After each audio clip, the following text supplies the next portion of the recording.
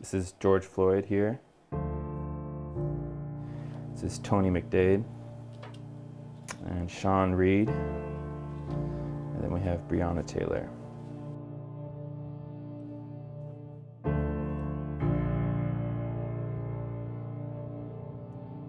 Aiyana Stanley-Jones, 7 years old, 7 minutes of color.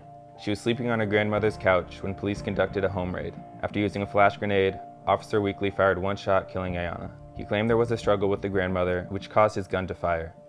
Weekly walked free of both charges, including manslaughter and reckless use of firearm. Her family is still dealing with wrongful death lawsuits today, 9 years after they lost Aiyana.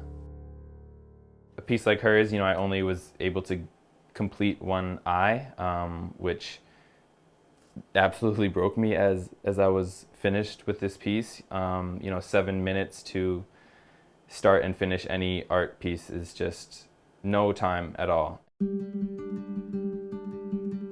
The Stolen series is a series of portraits that are focusing on Black lives that have been lost by the hands of the police.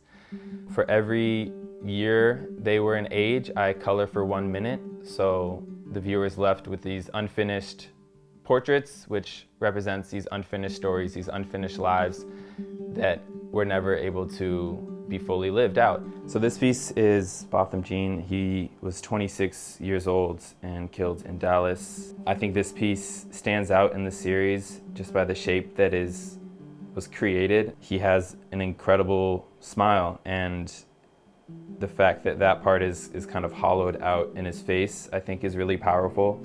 It's something that I'm sure his family is missing deeply, and that's what this portrait is missing. These pieces aren't meant to be these beautiful, celebratory pieces, unfortunately. I'm kind of focusing on the sadness and the heartbreaking component of this, because for some reason we're still having to say that Black lives matter, and that's heartbreaking. As a Black man, it's just kind of eats me up and kind of rattles me in a way that I'm kind of trying to bring through my work. Yeah, so this is Maurice Gordon. He was killed on May 23rd, 2020. As I sit down, I first start by researching each piece, each story, their name, what happened. A lot of the time, these names aren't always involved in this movement, unfortunately. And a lot of names, especially for Black women, are overseen by names from Black men and these stories. And so getting the background information for each portrait is incredibly important. So I'm setting the timer for 28 minutes. He was 28 years old, so for every year he lived is going to be 1 minute of me coloring his piece. It's interesting because as I set the timer, it plays such a vital role, and it's kind of always looming over me as I'm working on the piece. Initially, as I start out, I find myself often rushing and trying to create more and kind of bring more life to the face and in the portrait.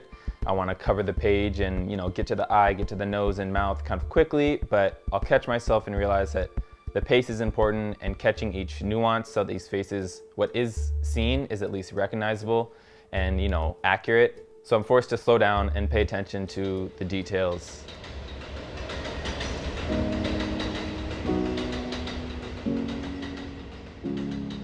To me, Brooklyn is home. I feel very connected here in ways that I didn't think I could feel, being so far from where I grew up in Seattle. For my art and just even for my own sanity, it's been incredible just being in Black and brown communities and being surrounded by people that look like me and listen to music the same way I do and dress similarly. Just makes me feel good and proud to have the skin that I have.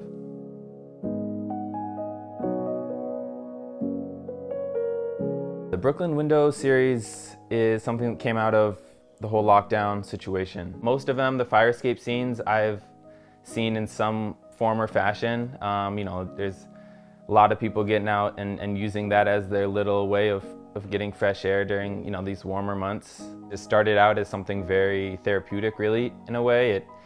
I would wake up and spend the first hour of my day sketching out and creating these pieces.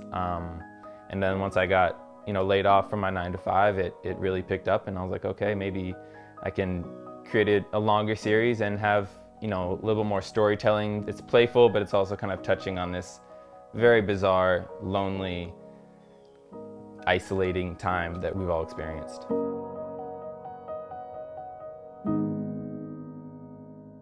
Yes, this is Alton Sterling. He was 37 years old when he was killed.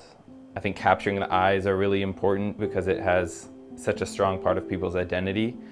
So it's painful when I'm not able to fully complete one. These pieces aren't finished, and I want the viewer to want more. I want the viewer to feel the emotion that I feel, hopefully the stress and the anxiety that I feel as the timer's ticking. That's meant to replicate the stress and anxiety that Black people feel when they have sirens pulling them over, or they get a knock on the door and it's 2 cops outside. It's a legitimate fear, and it's something that we live with every day, and each piece does feel like a performance.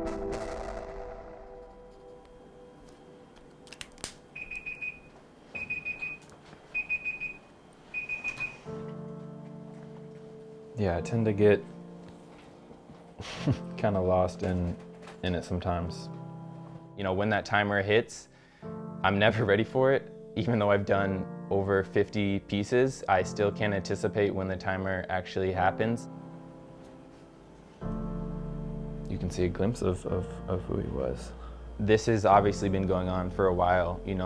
Black Lives Matter, shouting that in the streets. We've been doing this since, Michael Brown was killed in Ferguson.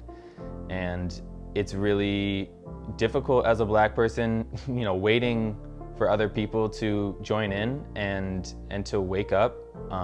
It seems that a pandemic and being on lockdown and actually having the time of day and not being distracted by social engagements or other forms of entertainment. And, thank God it's getting the attention now, but holy we've been wanting this attention for such a long time, and it's tough knowing that this is where our country is at, that we need everything else to be eliminated to realize that we need to be shouting Black Lives Matter and to realize that the Black community is hurting.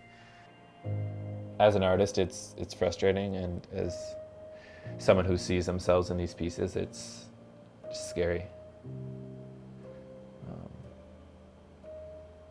Yeah, sorry.